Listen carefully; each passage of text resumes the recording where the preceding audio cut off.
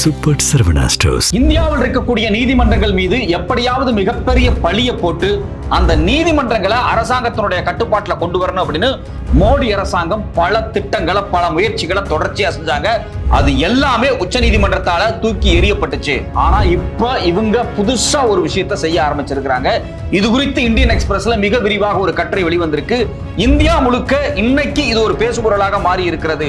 மோடி அரசாங்கத்தினுடைய என்சிஆர்டி எப்படியெல்லாம் நீதித்துறையை ஒட்டுமொத்தமாக இந்தியாவில் இருக்கக்கூடிய மாணவர்கள் மத்தியிலும் இளைஞர்கள் மத்தியிலும் ஒரு களங்கத்தை உருவாக்கி அதனூடாக அதனுடைய கிரெடிபிலிட்டியை காலி பண்றதுக்கான வேலையை செய்யறாங்களா அப்படிங்கிற கேள்வி எல்லாருக்கும் முன்னாடியும் வந்திருக்கு. இந்தியன் எக்ஸ்பிரஸ் வெளியிட்டு இருக்கக்கூடிய இந்த ஆதாரங்கள் என்னென்ன, இந்த மோடி அரசாங்கம் இந்தியாவினுடைய நீதித்துறையை என்னவாக மாற்ற முயற்சிக்கிறார்கள். வணக்கம், தமிழ் குரல், நான் உங்கள் சத்யராஜ்.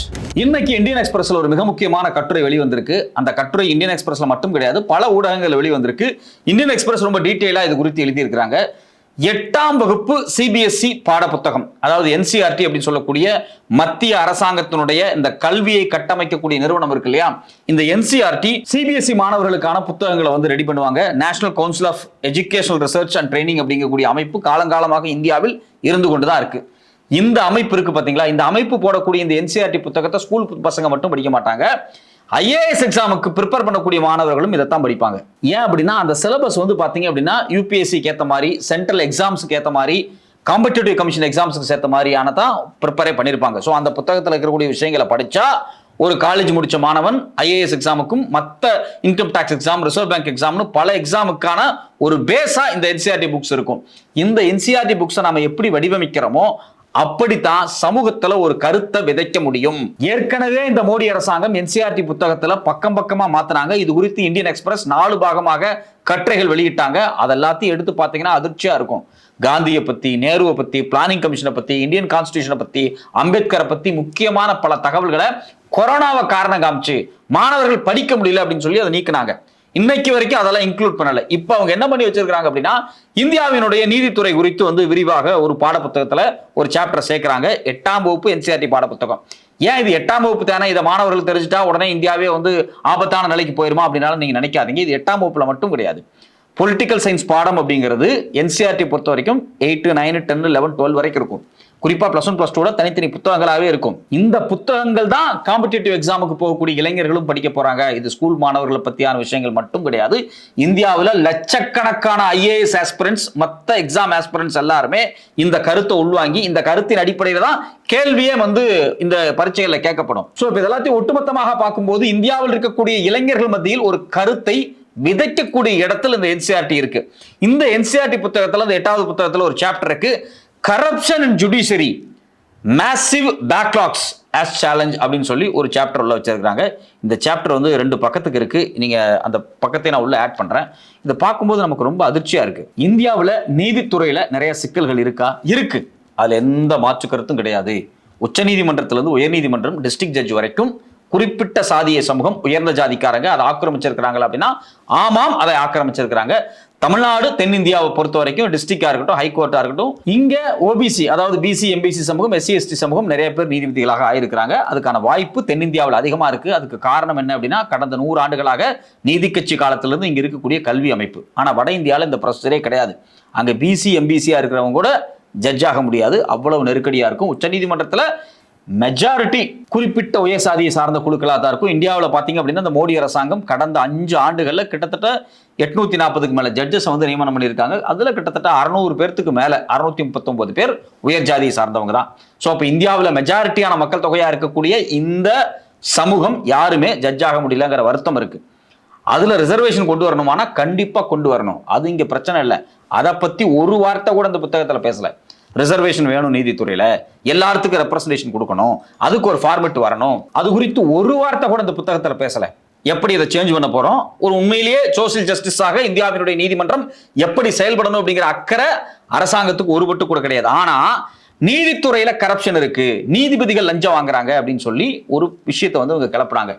நீதிபதிகள் மேல லஞ்ச குற்றச்சாட்டுகள் இருக்கா? கண்டிப்பா இருக்கு. அதுல எந்த மாற்று கருத்துமே கிடையாது. கிட்டத்தட்ட 1 ஆண்டுக்கு முன்னாடி ஒரு நீதிபதியினுடைய வீட்டில், அதாவது டெல்லியில் ஒரு நீதிபதியினுடைய வீட்டில், அவரோட கோட்ரஸில் தீப்பிடிச்சு எரியுது, கட்டுக்கட்டா பணம் சிக்குது. அது இன்னைக்கு வரைக்கும் ஒரு விவாதம் பொருளாக இருக்கு. ஆனால் இன்னைக்கு வரைக்கும் மத்திய அரசாங்கம் தான் அவரை வந்து பாராளுமன்றத்தில் இம்பீச்மெண்ட் மோஷன் கொண்டு வந்து அவரை நீக்கி இருக்கணும். மத்திய அரசாங்கம் அதை செய்யல. இதை செய்ய முயற்சி செஞ்ச முன்னாள் இந்தியாவினுடைய துணை ஜனாதிபதியும் அதே சமயத்தில் ராஜ்யசபாவினுடைய தலைவராக இருந்தவர் உடனடியாக இரவோடு இரவாக அவர் நீக்கப்பட்டார். அவர் ஏன் நீக்கப்பட்டார் அப்படிங்கிறது நமக்கு தெரியல. அது வந்து தனிக்கதை. ஸோ இப்போ இந்த புத்தகத்தில் என்ன சொல்ல வர்றாங்க அப்படின்னா, இந்தியாவினுடைய நீதிமன்றங்களில் வந்து மிக மோசமான கரப்ஷன்ஸ் இருக்கிற மாதிரி ஒரு ப்ரொஜெக்ஷனை கிளப்புறாங்க. அது எப்படி கிளப்புறாங்க அப்படின்னா, இதுக்கு முன்னாடி இருந்த டெக்ஸ்ட் புக்ஸில் நீதித்துறையினுடைய ரோல் என்ன, அது மட்டும் இல்லாமல் இந்தியன் ஜுடிஷியரியினுடைய ஸ்ட்ரக்சர் என்ன, இந்தியன் ஜுடிஷியரி எப்படி இண்டிபெண்டா செயல்படணும், இதுதான் இருந்துச்சு. ஆனா இன்னைக்கு இருக்கக்கூடிய பாடத்திட்டத்தில் அவங்க என்ன சொல்றாங்க அப்படின்னா, இந்தியாவினுடைய நீதிமன்றங்கள் மேல நீதிபதிகள் மேல நிறைய கம்ப்ளைண்ட் வருது. அந்த கம்ப்ளைண்ட்ஸ் ரொம்ப மோசமானதாக இருக்கு, கரப்ஷன்ல இருந்து பல்வேறு சார்ஜஸா இருக்கு அப்படிங்கிற மாதிரி எல்லாம் சில விஷயத்தை போட்டிருக்காங்க. அதுல குறிப்பாக இவங்க சொல்லக்கூடிய பீரியட் பார்த்தீங்கன்னா 2017 இருந்து 2021 வரைக்கும் 1600 கம்ப்ளைண்ட்ஸ் வந்து நீதிமன்றங்களின் மீது நீதிபதிகளின் மீது வந்திருக்கு அப்படிங்கிற மாதிரி சொல்றாங்க. ஆனா இப்ப சமீபத்தில் ஹிந்து பத்திரிகை வெளியிட்டக்கூடிய டேட்டா பார்த்தீங்க அப்படின்னா, கடந்த 5-6 ஆண்டுகளில் கிட்டத்தட்ட 8630 கம்ப்ளைண்ட்ஸ் வந்து கடந்த 10 ஆண்டுகளில் வந்து இந்த நீதிமன்றங்கள் மேல வந்திருக்கு. நீதிமன்றங்கள் மேல நீதிபதிகள் மேல கம்ப்ளைண்ட்ஸ் இருக்கானா? இருக்கா, அதெல்லாம் மாற்றுக்கிறது கிடையாது. ஆனா அரசாங்கம் கொண்டு வரக்கூடிய திட்டங்கள், அரசாங்கத்தின் மீது இவ்வளவு கரப்ஷன் சார்ஜஸ் இருக்கு, வங்கிகள் மேல இவ்வளவு கரப்ஷன் சார்ஜஸ் இருக்கு, 14-15 லட்சம் கோடி ரூபாயை பணத்தை வாங்கிட்டு ஓடி போயிருக்கிறானுங்க இந்தியாவை விட்டு வெளியே மிகப்பெரிய கார்பரேட் நிறுவனங்கள். இதை பத்தி எல்லாம் பேசல. தேர்தல் ஆணையத்தின் மீது மிகப்பெரிய விமர்சனங்கள் இருக்கு. இதெல்லாம் பாடத்திட்டங்கள்ல வரல. ஏன் நீதித்துறையை மட்டும் டார்கெட் பண்ணி நீதித்துறை அரசாங்கத்தின் கட்டுப்பாட்டில் இருக்கணும் அப்படிங்கிற மாதிரியான நோக்கத்தை இந்த பாடத்திட்டத்தில் விதைக்க வேண்டிய தேவை மோடி அரசாங்கத்திற்கு எங்க இருந்து வருது? மோடி அரசாங்கம் 2014 ஆட்சி அதிகாரத்துக்கு வந்தோடனே அவங்க முதல் செஞ்ச வேலை என்ன அப்படின்னா, கொலீஜியம் சிஸ்டத்தை காலி பண்ணணும் அப்படிங்கிறதா அவங்களுடைய முதல் எண்ணமாக இருந்துச்சு. கொலீஜியம் சிஸ்டம்னா வேற ஒன்றும் கிடையாது. இந்தியாவில் இருக்கக்கூடிய அது உயர்நீதிமன்றமா இருந்தாலும் சரி, உச்ச நீதிமன்றமா இருந்தாலும் சரி, நீதிபதிகளை எலிவேட் பண்றது. ஒருத்தர் பார்த்தீங்கன்னா அட்வொகேட்டா இருந்திருப்பாரு, அவர் ஜட்ஜா ப்ரொமோட் ஆவாங்க. டிஸ்ட்ரிக்ட் கோர்ட்ல இருந்திருப்பாரு, அவர் ஹை கோர்ட்டுக்கு எலிவேட் ஆகி வருவார். அதாவது எக்ஸாம் பாஸ் பண்ணி டிஸ்ட்ரிக்ட் கோர்ட்டுக்கு போயிட்டு அங்கிருந்து எலிவேட் ஆகி ஹை கோர்ட்டுக்கு ஜட்ஜா வரணும். இதெல்லாம் யாரு செய்யறாங்கன்னு பார்த்தீங்கன்னா கொலீஜியம் தான் செய்யும். இப்போ ஹைகோர்ட், சென்னை ஹைகோர்ட்டை பொறுத்த வரைக்கும் சென்னை ஹைகோர்ட்டினுடைய தலைமை நீதிபதி பிளஸ் 2 சீனியர் மோஸ்ட் நீதிபதி, மொத்தம் 3 பேர் தான் உட்கார்ந்து, இவர் பாத்தீங்க அப்படின்னா அட்வொகேட்டா இருக்கிறாரு, இவரை நம்ம ஜட்ஜா ப்ரமோட் பண்ணலாம். இவர் டிஸ்ட்ரிக்ட் கோர்ட்ல இருக்கிறாரு, இவரை நம்ம வந்து எலிவேட் பண்ணி நம்ம ஹைகோர்ட்டுக்கு கொண்டு வரலாங்கிற முடிவு அவங்க 3 பேர் தான் எடுப்பாங்க. சோ அப்ப அந்த 3 பேர் கொண்ட அமைப்பு இருக்கு பாத்தீங்களா, இதுதான் கொலீஜியம். இதே மாதிரி ஹைகோர்ட்ல 5 பேர்கள் கொண்ட ஒரு கொலீஜியம் இருக்கு.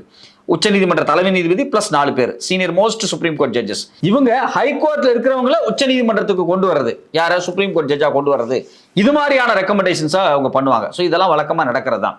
அப்ப கொலீஜியம் சிஸ்டம் அப்படிங்கிறது நீதிபதிகளால் தங்களால் உருவாக்கப்பட்டு அரசியலமைப்பு சட்டத்துக்கு உட்பட்டு நீதிபதிகளை மட்டுமே கொண்ட ஒரு அமைப்பாக நீதித்துறையை சுதந்திரமாக தனித்துவமாக இயங்கக்கூடிய, இயக்க வைக்கக்கூடிய, பாதுகாக்கக்கூடிய அமைப்பு கொலீஜியம். அதுல எந்த மாற்று கருத்தும் இல்லை. இந்த கொலீஜியத்துல தவறுகள் இருக்கா? ஆமாம், தவறுகள் இருக்கு, அதுல மாற்று கருத்தே கிடையாது. அதுல நிறைய டிரான்ஸ்பரன்சி இல்லை. ஒரு நீதிபதியை 2வது இடத்துல பொசிஷன்ல இருக்கக்கூடிய நீதிபதியை எந்த விதமான காரணமே சொல்லாம திடீர்னு டிரான்ஸ்பர் பண்றாங்க. ஃபார் எக்ஸாம்பிள், சென்னையில தமிழ்நாட்டில் இருந்த ஒரு நீதிபதி, ஒரு பெண் நீதிபதி, அவங்க நம்பர் 2 பொசிஷன்ல இருந்தாங்க. நம்பர் 2 பொசிஷன் அப்படிங்கிறது என்ன அப்படின்னா, அட்வொகேட்ஸை நீதிபதியா ப்ரொமோட் பண்ற அதிகாரம் படைத்த ஒரு பதவி. அப்புறம் நம்பர் 2ல இருந்தவங்க அவங்களை இரவோடு இரவா கேரளா மாத்துறாங்க. அவங்க அங்க 7th பொசிஷனுக்கு போறாங்க. 7th பொசிஷன்ல இருந்தா அவங்களுக்கு அந்த கொலீஜியம் அதிகாரம் கிடையாது. இது மாதிரி பாலிடிக்ஸ் நடக்குதா? கண்டிப்பா நடக்குது. அதெல்லாம் எந்த மாற்று கருத்துமே கிடையாது. அதெல்லாம் சரி பண்ணணுமா? சரி பண்ணணும். கரப்ஷன் சார்ஜஸ் வருதா? வருது. கம்ப்ளைண்ட்ஸ் வந்திருக்கா? வந்திருக்கு, சரி பண்ணணும். கொலீஜியத்திற்குள் குறைபாடு இருக்கின்றது. ஆனா அதெல்லாம் விட்டுட்டு மோடி அரசாங்கம் என்ன பண்ணாங்க அப்படின்னா, புதுசா ஒரு சட்டத்தை கொண்டு வர்றாங்க. ஜுடிஷியல் அப்பாயின்மெண்ட் அப்பெலேட் ட்ரிபியூனல் அப்படின்னு சொல்லிட்டு புது செட்டப்பை கொண்டு வந்து, இல்ல கொலீஜியமே வேண்டாம், கொலீஜியமே இல்லாம பண்ணிடணும். நீதிபதிகளை தேர்வு செய்யறது, நீதிபதிகளை எலிவேட் பண்றது, நீதிபதிகளை டிரான்ஸ்ஃபர் பண்றது, இது எல்லாமே ஒரு குழு செய்யும், அந்த கமிஷன் செய்யும். அந்த கமிஷன்ல நீதிபதிகள் 3 பேர் இருக்கலாம். நீதிபதிகளோடு சேர்ந்து அரசாங்கத்தை சார்ந்தவர்களும் அபிஷியலா இருக்கலாம் அப்படிங்கிறத அவங்க எஸ்டாப்ளிஷ் பண்றாங்க. அரசாங்கத்தால் நியமிக்கப்படக்கூடிய இன்னொரு 3 பேர் இருப்பாங்க. இதுல பாத்தீங்க அப்படின்னா ஓபிசி எம்பிசி சமூகத்திலிருந்து வருவாங்க, தலித் சமூகத்திலிருந்து வர்றாங்க, மைனாரிட்டிஸ்ல இருந்து கொண்டு வரலாம் அப்படின்னு ரொம்ப ஜனநாயகமா இருக்கிற மாதிரி அந்த கமிஷனை இவங்க உருவாக்குனாங்க. உச்சநீதிமன்றம் அதை விட முடியாதுன்னு சொல்லி தூக்கி எறிஞ்சிருச்சு. அரசாங்கம் எந்த அரசாங்கம் வேண்டுமானாலும் இருக்கலாம், அது பாஜக வரலாம், காங்கிரஸ் வரலாம், யாரு வேணாலும் போய் டெல்லியில அரசாங்கம் அமைக்கலாம். அவங்க நீதிமன்றத்தை தன்னுடைய காலுக்கு கீழே கொண்டு வரணும் அப்படிங்கக்கூடிய முதல் முயற்சி தான் இந்த ஜுடிஷியல் அப்பாயின்மெண்ட் கமிஷன். இதை உச்சநீதிமன்றம் அப்பயே ஸ்மெல் பண்ணி இதை வேண்டாம்னு சொல்லிட்டாங்க. இப்ப நமக்கு என்ன கேள்வி அப்படின்னா, அரசாங்கத்தின் கீழே நீதித்துறை வரக்கூடாது, நீதித்துறை தனியா இருக்கட்டும், ஆனா அதுல சீர்திருத்தங்கள் வேணுமா? வேணும். ஜட்ஜுகளுடைய சொத்து மதிப்புகள் வெளியிடணுமா? வெளியிட்டுட்டாங்க. திரு சந்திரசூட் அவர்கள் இந்தியாவினுடைய உச்சநீதிமன்ற தலைமை நீதிபதியாக இருந்து அவர் ரிட்டையர்ட் ஆனதுக்கு பிறகு அடுத்தடுத்து வந்த நீதிபதிகள் பல மாற்றங்கள் அவங்க பண்ணியிருக்கிறாங்க. அதுல குறிப்பாக சொத்து பட்டியல்களை வெளியிட்டுட்டாங்க. எந்தெந்த ஜட்ஜுக்கு எவ்வளவு சொத்து இருக்கு அப்படின்லாம் டிரான்ஸ்பரன்சி வெளியே வருது. இதுல முக்கியமா நம்ம கவனிக்க வேண்டிய விஷயம் என்ன அப்படின்னா, நீதிபதிகளை நியமிக்கும் போது சீனியாரிட்டி பிளஸ் சாதி அடிப்படையிலான ரிசர்வேஷன் அது ரொம்ப முக்கியம். அதே போல சிறுபான்மையின மக்களுக்கான ரிசர்வேஷன் இதுல ஓப்பனா இருக்கணும். குறிப்பாக டிரான்ஸ்ஃபர் பண்ணும்போது ஏன் டிரான்ஸ்ஃபர் பண்ணோம், எதுக்கு டிரான்ஸ்ஃபர் பண்ணுங்கிற ரெசல்யூஷன்ஸை பொதுவெளிக்கு கொண்டு வரணும். ரெசல்யூஷன் அப்படிங்கிறது கொலீஜியத்துக்குள்ள நடக்கக்கூடிய இறுதி முடிவுகள், டிஸ்கஷன்ஸ் இதெல்லாம் வெளிப்படுத்தணும், ஓப்பனா இருக்கணும், டிரான்ஸ்பரண்டா இருக்கணும் அப்படிங்கிறது நம்ம எல்லாத்துக்குமே இருக்கு. அப்ப கொலீஜியத்தில் மாற்றத்தை கொண்டு வருவதற்கு பதிலாக கொலீஜியத்தையே இல்லாம பண்ற வேலையை மோடி அரசாங்கம் துவக்கத்திலேயே செஞ்சாங்க. அதை நீதிமன்றம் முறியடிச்சிருச்சு. இப்ப அவங்க என்ன பண்றாங்க அப்படின்னா, என்ன பண்ணலாம், புதுசா மாற்றத்தை கொண்டு வரணும் அப்படின்னா மக்கள் மத்தியில நீதித்துறை மேல மிகப்பெரிய களங்கத்தை ஏற்படுத்தணும். நீதிமன்றம் அப்படிங்கிறது ஒன்றும் பெரிய புனிதமானதெல்லாம் கிடையாது, அதுலயும் கரப்ஷன் நடக்குது, அதுலயும் ஊழல் நடக்குது, இதெல்லாம் இருக்கு அப்படின்னு சொல்லி முதல் முறையாக ஒரு வெகுஜன உரையாடலில், வெகுஜன மன புத்தியில் நீதிமன்றத்தை இரண்டாம் தரமாக தாழ்த்த வேண்டும் அப்படிங்கிறதுக்காக ஒரு வேலையை இவங்க செய்யறாங்க. இதுல முக்கியமான விஷயம் என்னன்னா, இதுல ரொம்ப பாசிட்டிவா செய்யற மாதிரியும் சில வேலைகளை செய்யறாங்க. நீதிமன்றத்துல சிக்கல்கள் இருக்கு, சரி செய்யப்படணும். இப்ப ஃபார் எக்ஸாம்பிள் இந்து மதத்துல ஜாதி இருக்கா இல்லையா? இருக்கு. இந்து மதத்தில் இருக்கக்கூடிய ஜாதியை நீக்கணுமா? கண்டிப்பா நீக்கணும், அதுல மாற்றுக்கிறதே கிடையாது. நேரடியா மோடி அரசாங்கத்தால இதை செய்ய முடியாதனால நீதிமன்றங்களை ஒரு கார்னர் பண்றாங்க. இதுல குறிப்பா பாத்தீங்க அப்படின்னா, சுப்ரீம் கோர்ட்ல 81,000 வழக்குகள் இன்னும் விசாரிக்கப்படாம பெண்டிங் கேஸா இருக்கு. ஹைகோர்ட்ல 62,40,000 வழக்குகள் கிடக்கு. சப் கோர்ட்ல, அதாவது டிஸ்ட்ரிக்ட் லெவலில் இருக்கக்கூடிய சபார்டினேட் கோர்ட்ஸ்ல கிட்டத்தட்ட 4,70,00,000 வழக்குகள் விசாரணைக்கு உட்படுத்தப்படாமல் இருக்கு அப்படின்னு சொல்லி ஒரு கவுண்டை வைக்கிறாங்க. இதெல்லாம் நியாயமானதான். அதாவது ஜஸ்டிஸ் டிலேடு டினைடு தான். அதாவது தாமதிக்கப்பட்ட நீதி அப்படிங்கிறது மறுக்கப்பட்ட நீதி தான். அதை யாருக்கும் மாற்றுக்கிறது கிடையாது. ஆனா அதை வேகமாக செய்ய வைக்கிறதுக்கான ப்ரொசீஜரை கொலீஜியத்துக்குள்ளேயும் நீதிமன்றத்துக்குள்ளேயும் கொண்டு வருவது மட்டும்தான் வேலையே தவிர, நீதிமன்றத்தை அதனுடைய மாண்பை, அதனுடைய சிந்தனையை பாட புத்தகங்களில் வைத்து அதை குலைத்து வேற ஒரு அஜெண்டாவை செயல்படுத்த வேண்டும் அப்படின்னு நினைக்கிறது ஆபத்தானது. ஒரு இன்ஸ்டிடியூஷன் இருக்கு அப்படின்னா அந்த இன்ஸ்டிடியூஷனோட பலம் பலவீனத்தை அறிந்து அதை பலப்படுத்துறது தான் ரிஃபர்மேஷனே தவிர, அந்த இன்ஸ்டிடியூஷனை டெமாலிஷ் பண்ணிட்டு வேற ஒரு இன்ஸ்டிடியூஷனை கொண்டு வர்றேன் அப்படின்னு சொல்லி ஒரு கல்பிரிட்டான இன்ஸ்டிடியூஷனை கொண்டு வரக்கூடாது. ஏன்னா பாஜக நான் ஒரு விஷயத்தை சரி செய்யறேன் அப்படின்னு சொல்லிச்சுன்னா நம்ம அலர்ட் ஆகாம வேண்டாமா? ஏன்னா இவங்க எப்படி எதை செஞ்சிருக்காங்க? நான் என்ன கேட்கிறேன், ஐஐடி, ஐஐஎம், சென்ட்ரல் யூனிவர்சிட்டி இது எல்லாமே மோடி அரசாங்கத்தினுடைய டெல்லி கட்டுப்பாட்டில் தான் இருக்கு. இதுல 90% பேராசிரியர்கள் முழுக்க முழுக்க பார்ப்பன இல்ல உயர் ஜாதி வகுப்பை சார்ந்தவங்களா இருக்காங்க. அது ஐஐடியா இருக்கட்டும், ஐஎம்ஆ இருக்கட்டும், சென்ட்ரல் யூனிவர்சிட்டியா இருக்கட்டும், அது வைஸ் சான்சலரா, ப்ரொஃபசர்ஸா எல்லாமே உயர் ஜாதிக்காரங்க. இந்த மோடி அரசாங்கம் பதவிக்கு 10 ஆண்டுகள் ஆயிடுச்சு. ஏன் அதையும் தாண்டி போயிட்டாங்க. கேட்டா நான் ஒரு ஓபிசி பிரதமர், ஓபிசியா இருக்கக்கூடிய சாதாரண ஒரு டிவிக்கக்கூடியவரை பார்த்து இப்படி எல்லாம் பேசுறாங்க அப்படின்லாம் சொன்னாரு. நான் என்ன கேட்கிறேன், நீங்க ஒரு ஓபிசி பிரதமர்னு சொல்றீங்க, இந்துக்களுக்காகவே இருக்கிறன்னு சொல்றீங்க, உங்க கட்சியே அதுக்கு தான் இருக்குங்கிறீங்க, ஆர்எஸ்எஸ் இந்து மக்களை பாதுகாக்கிறதுக்காக இருக்குங்கிறீங்க. ஆனா ஐஐடி, ஐஐஎம், சென்ட்ரல் யூனிவர்சிட்டி போல உங்க நேரடி கட்டுப்பாட்டில் இருக்கக்கூடிய நிறுவனங்கள்ல ஏன் எல்லாருமே உயர்ந்த ஜாதி ப்ரொஃபஸரா இருக்காங்க? ரிசர்வேஷன்ல போனவன் தற்கொலை பண்ணிக்கிறான், இல்லைன்னா படிக்க முடியலன்னு கிட்டத்தட்ட 13,000 பேர் வெளியே வந்துட்டான் கடந்த 10 ஆண்டுகளுக்குள்ள. இதெல்லாம் ஏன் நடக்குது? அப்போ நீங்க இந்துக்கள்னு சொல்லக்கூடிய ஒரு குறிப்பிட்ட உயர் ஜாதியை சார்ந்தவர்களை மட்டும்தான் நீங்க இந்துக்கள்ங்கிறீங்களா? மற்றவன் யாரும் இந்துக்கள் இல்லையா? ஏன் மற்றவனை ப்ரொஃபஸராக அங்க போறதுக்கான ரிசர்வேஷனை ஃபாலோ பண்ண மாட்டேங்கிறீங்க? அப்போ உங்களுடைய கட்டுப்பாட்டில் இருக்கக்கூடிய எந்த நிறுவனத்திலையும் நீங்க ரிசர்வேஷனை பாதுகாக்கல, ரிசர்வேஷனை அமுல்படுத்தல, ரிசர்வேஷனை நீங்க ப்ராப்பரா அதை இம்ப்ரூவ்மெண்ட் பண்ணல. ஆனா நீங்க நீதிமன்றத்துல இல்ல, அதனால காலேஜ் சிஸ்டத்தை காலி பண்ணுவோம்னு பேசுறது எந்த வகையில் ஆகும்? முதல்ல அரசாங்கம் உங்களுக்கு இருக்கக்கூடிய இன்ஸ்டிடியூஷன்ஸ்ல ரிசர்வேஷனை ஃபாலோ பண்ணுங்க. ஸோ அப்போ ஒட்டுமொத்தமாக பாஜக அரசாங்கம் என்ன செய்ய முனைக்குது அப்படின்னா, நீதிமன்றம் அப்படிங்கிற ஒரு நல்ல விஷயத்தை, அதனுடைய சுதந்திரத்தை மொத்தமா குலைச்சிட்டு தனக்கு ஏத்த மாதிரி ஒரு செட்டப் உருவாக்குறதுக்காக இந்த இந்த மோசமான பிரச்சாரங்களை செய்கிறார்கள். விமர்சனம் கட்டாயம் வேண்டும், ஆனால் இன்ஸ்டிடியூஷனை உடைச்சிட்டு வேற ஒன்றை கொண்டு வர முயற்சிக்கக்கூடிய நோக்கத்தில் செய்யக்கூடிய இந்த வேலைகள் ஒட்டுமொத்தமாக நீக்கப்படணும். பாடத்திட்டத்திலிருந்து இது நீக்கப்பட்டே ஆக வேண்டும்.